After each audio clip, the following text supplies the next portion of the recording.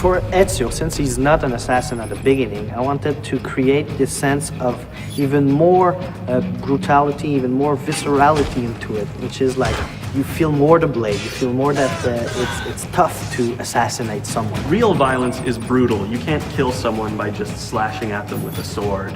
You know, when you kill someone, there's an effect. Your weapon reacts, you know, gets stuck in their bodies.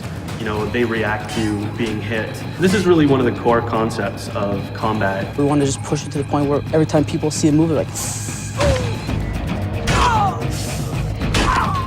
or you want to show your friends. So you bring them over and you say, look at this man, you do it, and they're all like, oh my God. That's what we wanted to bring.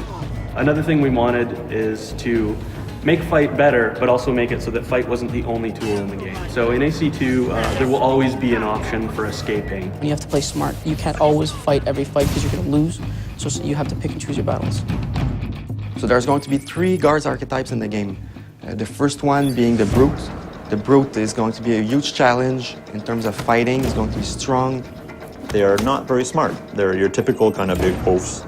And they're very susceptible to sort of social gameplay. So you can blend, they'll never figure out that you're in a blend spot.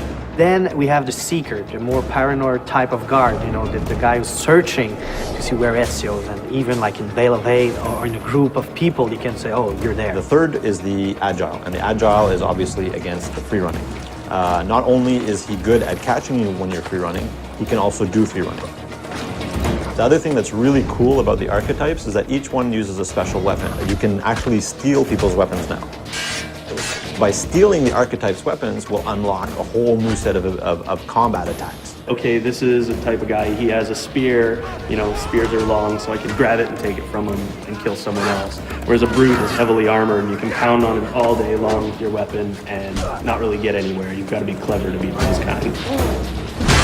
We made a technology that basically allows an AI to say, oh, okay, instead of just fleeing down a street, if I'm capable, why not flee up a building or flee up a ladder or flee across free-running elements or boats or whatever?